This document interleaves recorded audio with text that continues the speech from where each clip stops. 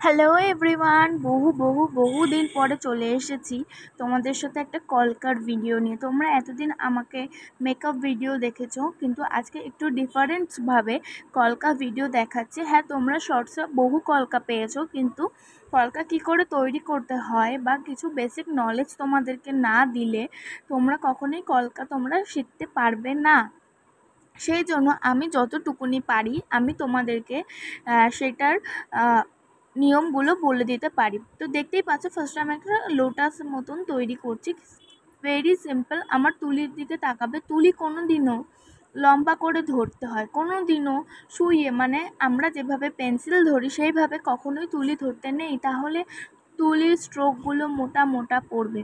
এবং কলকার মধ্যে বেশ কয়েকটি স্ট্রোক থাকে, যেমন কমা স্ট্রোক। সেই কমা স্ট্রোক দিয়ে আমি এই পুরো কলকাটাকে করেছি। তো এগুলোকে তোমরা কমা স্ট্রোক বলতে পারো বা এক একটা মোটিভও তোমরা বলতে পারো।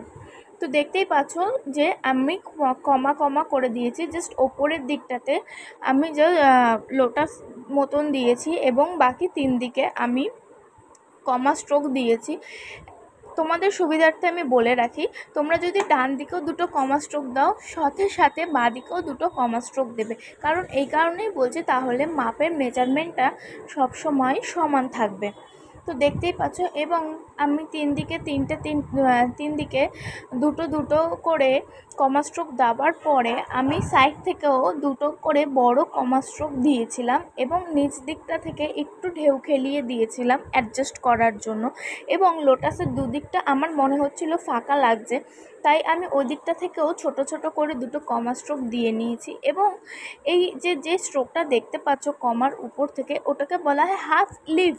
হাফ লিভ মানে ওই স্ট্রোকটা দুবার অ্যাপ্লাই করলে, একবার ডান দিক একবার বাঁ দিক অ্যাপ্লাই করলে তোমরা একটা পাতা শেপ পেতে পারো। তো আমি যেহেতু ওইটা হাফ করে করেছি, তা ওটাকে বলা হয় হাফ লিভ। তোমরা চাইলে প্র্যাকটিস করতে পারো, এবং তোমরা যদি চাও যে ক্লাস করতে বা কিছু, তাহলে আমার সাথে অনলাইন কথা বলতে পারো। আমি তোমাদেরকে অনলাইনে রিপ্লাই করব। অর্থাৎ আমি বলতে চাইছি, তোমরা কমেন্ট করবে, কমেন্টে তোমাদের সমস্ত কিছু বলে দেওয়া হবে। এবং তোমরা দেখতে থাকো। দেখতেই পাচ্ছ, এবং খুব সিম্পলের ওপর এই কলকাটা করেছি। তোমরা রিসেপশন ব্রাইডকে অলমোস্ট কোনো চোখ বন্ধ করে তোমরা এই কলকাটা করতে পারো। আমার মনে হয় না কোনো অসুবিধা হবে। যদি ক্লায়েন্টের কোনো ডিমান্ড না থাকে, তারা খুব সিম্পলের মধ্যে চেয়ে থাকে, তাহলে তোমরা কিন্তু এই কলকাটা করতে পারো। দেখতেই পাচ্ছ, আমার কলকাটা অলরেডি ডান হয়ে গেছে, এবং কেমন লাগছে অবশ্যই বলবে। দেখতেই পাচ্ছ, পুরো কলকাটা তোমাদেরকে দেখিয়ে দিলাম। কেমন লেগেছে অবশ্যই কিন্তু কমেন্ট করে আমাকে জানাবে। ভালো লাগলে লাইক কমেন্ট শেয়ার করে দেবে। চলো টাটা, নেক্সট দেখা হচ্ছে নেক্সট কোনো ব্লগ।